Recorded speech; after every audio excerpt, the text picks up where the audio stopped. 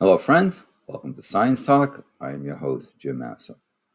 Want to discuss with you in this short video segment that what the impact of global heating is doing to farming. So, what do we have here? Global heating has already set back farming around the world and wiped out 7 years of steady advance. Climate change has begun to harm the world's farmers. Uh, Basically, what we're finding is that any riches that can be obtained from the soil has fallen by 21%.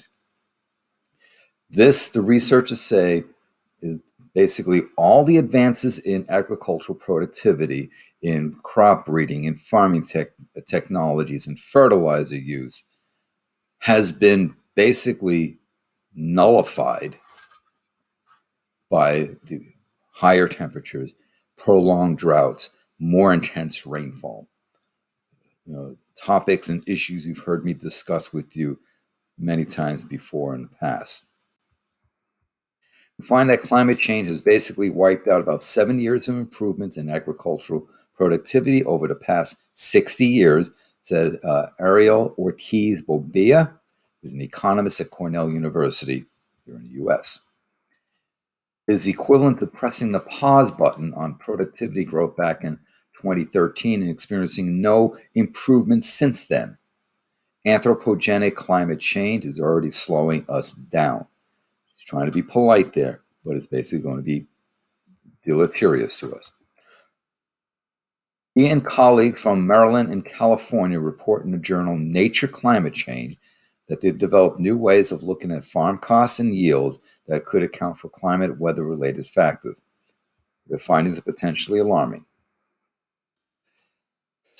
So, in the last century, the planet has warmed by at least 1 degree C. Glad to see them saying at least, because we know I'm seeing reports. It's basically 1.4, and it's headed to for 3C or more by the end of this century. Well, that is pie in the sky wishful thinking and dreaming, because don't always look at the IPCC. We know how they underestimate. 3C might be by 2040, 2050. The models I've seen show 5 to 7 or more, 7 to 9, even up to 11C by 2100. By 2050, the total global population could have risen to 10 billion, basically at 8 billion now, more than 2 billion extra mouths to be fed. This is not sustainable, as you've heard me make this argument time and time again.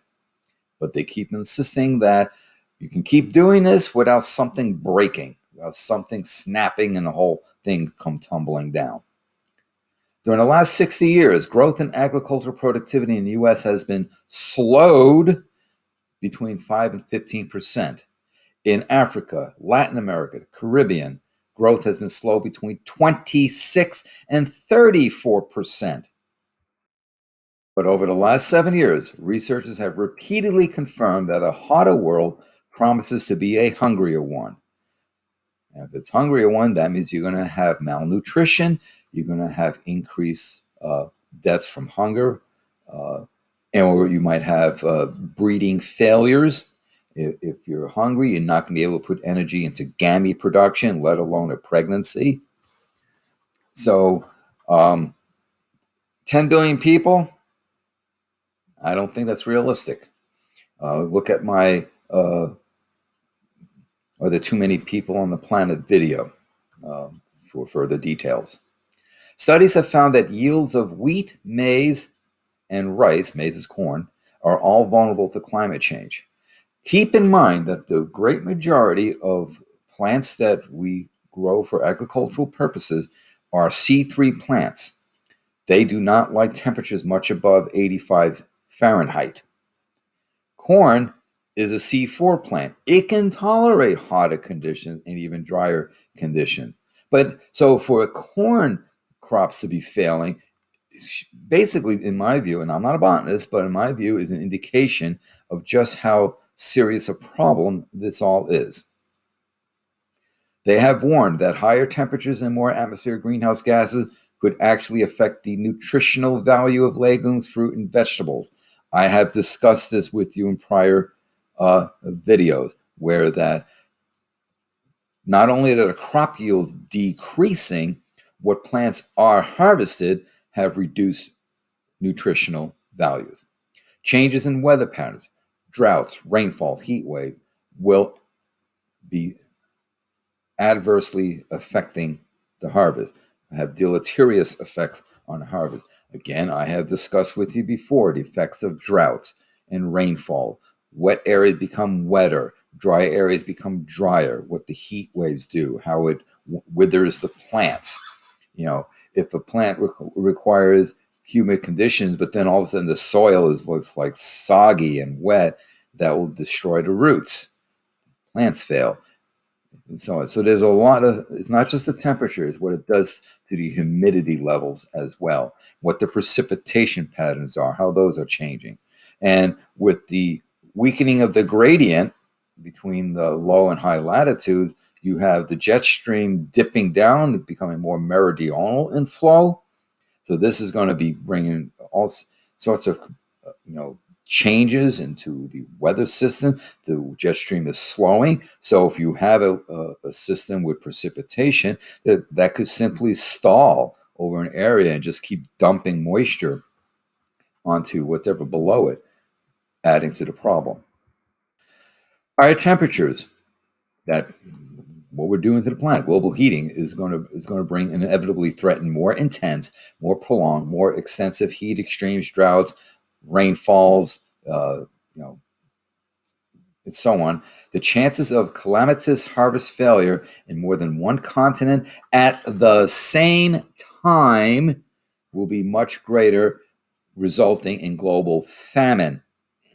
Let's not forget what the capitalists will do to the price of the grain. The prices will be jacked up through the roof. That, oh, you want a loaf of bread, pay $63. That kind of stuff. So this is just basically adding to the concerns that scientists have been expressing for some time. So Robert Chambers, University of Maryland, the co-author, says it is not what we can do, but where we are headed. This gives us an idea of trends to help see what to do in the future with new changes in the climate that are beyond what we've previously seen. In other words, we didn't expect this shit. He goes on to say, we're projected to have almost 10 billion people to feed by 2050, so making sure our productivity is stable but growing faster than ever before is a serious concern. Again, carrying capacity. What you need land to not just produce the food, but to house people, conduct business. More and more people on finite resources is not sustainable.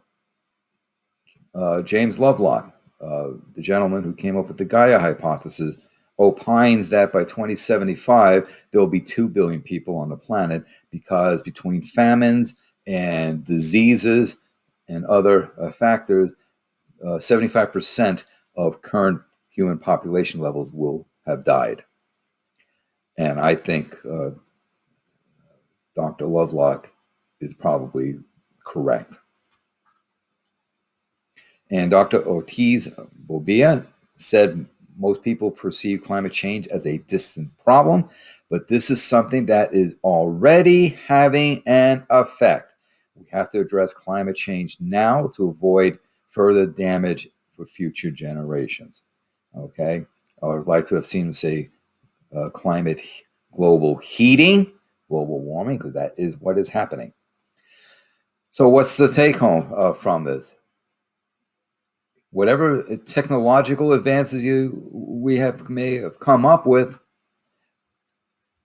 what's going on with the planet, with the heating and the droughts and the rainfalls, and etc., is going to nullify all that. So people who say that technology will save our asses, no, they're not correct.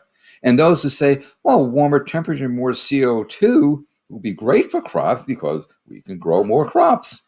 No, plants, like all organisms, have preferred temperature ranges. And you're stressing them out, they're going to die.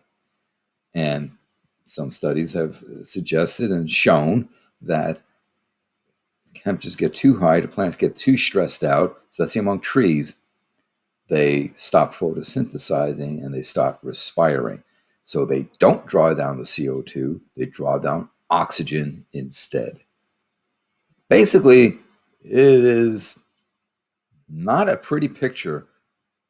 It's a rather dire one for what's coming down the pipe in a few years. So there it is. It is what it is. Thank you for your time. Hello, folks. This is Jim here with Science Talk, asking you to please subscribe to my channel and to inform others of my channel and of the work that I do. Please share to social media platforms that you use. Also, as a reminder, don't forget to click the bell so that you know when I load up more videos. Finally, I ask that you support the work that I do by becoming a patron at patreon.com. Details in the description box below. Thank you for your support.